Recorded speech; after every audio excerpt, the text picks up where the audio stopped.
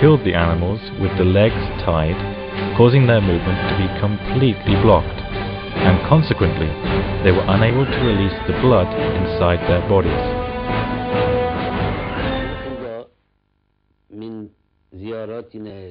When we visited the slaughterhouses of the large animals and the birds, we noticed that many of the workers were not pronouncing the name of Allah when killing the animals. Besides, the slaughter was performed after binding the animals, restricting its movement. I also mention a further point that I saw in the slaughterhouses of the birds, especially the smaller ones, where the worker kills the animal, then directly places it in a barrel. He piles up the animals on top of each other before they are completely dead. This act causes a great deal of blood to remain inside the bodies. Therefore, wishing to get healthy meat products, we advise these workers to perform the slaughter in the regular Islamic way, and not to pile the birds on top of each other, and to pronounce the name of Allah at the moment of slaughtering, relying on the results discovered by the group of esteemed researchers in our country.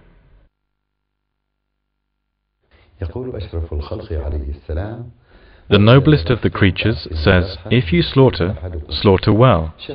The one of you should sharpen his knife and relax his carcass." When slaughtering an animal and pronouncing the name of Allah over it, the creature will get excited. The excitement is reflected in the movement of the body, which releases all the blood, and thereby it becomes pure and clean.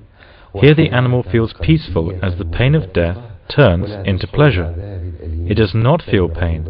On the contrary, it feels delight out of meeting Him. Praise be to His beauty. By God, this is the most sublime meaning of being kind with animals. But when we prevent it from moving freely after slaughter, some of its blood will remain therein, so that we consumers will be affected by disease.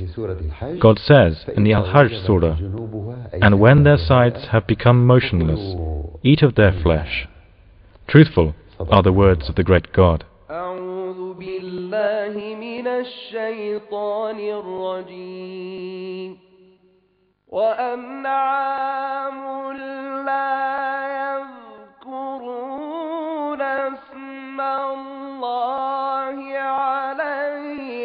And there are cattle over which they do not pronounce the name of Allah, thus inventing a lie about Him. They will be punished for these lies.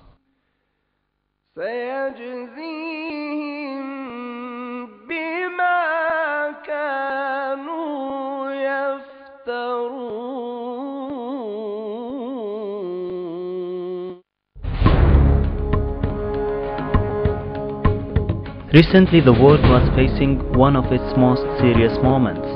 Large numbers of cows were infected by mad cow disease. This subject covered the entire world, and the news was filled with such stories day and night. It was followed by the foot and mouth epidemic, then chicken plague.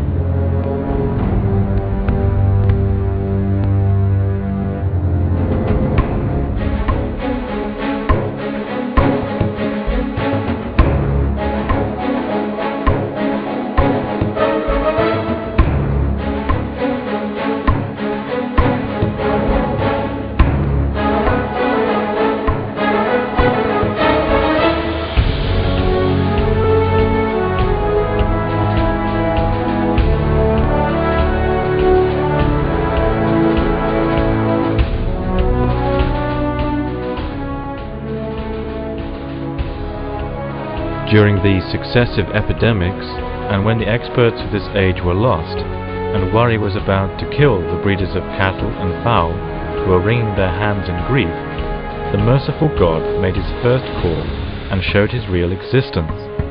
Therefore Muhammad Amin Sheikho of Damascus raised his voice.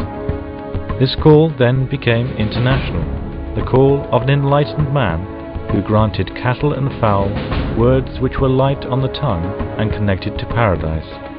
It overwhelms the cattle with permanent floods of light, making miracles happen.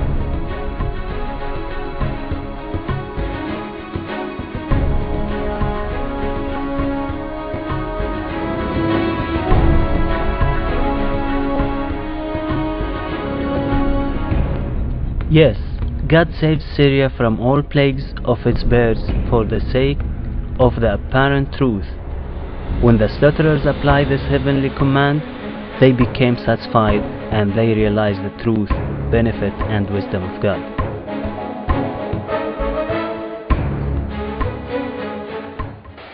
Allah Akbar, Allah Akbar, Allah Akbar, Allah Akbar, Allah Akbar, Allah Akbar. لقد ذكر لنا تعالى قصة النملة. The Almighty has told us the story of the ant with our master Suleiman. He says, an ant said, "Go into your dwellings, ants, lest Suleiman and his warriors should unwittingly crush you." How could it know that our master Suleiman was coming with a large army from some distance away? Was it by satellite or radio? How could it describe the mercy which settled in the hearts of the warriors and caused them never to crush an animal wittingly? They are believers. This compassion is to be found in the hearts of those who believe. In Britain, the pigeon stands on people's shoulders and heads and eats from their hands because they are sure no one will hurt them. Also in Syria, the pigeon are not afraid of approaching humans, because the people here have a special leniency towards this species. In contrast, finches and other birds dare not approach as they know people will harm them. This perception or characteristic enables the animals to realize that the man whom they have been created for, and whom they have sacrificed their bodies and spirits for, does not pronounce the name of Allah when slaughtering them. He leaves them to suffer intense pain and torment. Therefore, they will feel miserable and distressed and become spiritually unbalanced.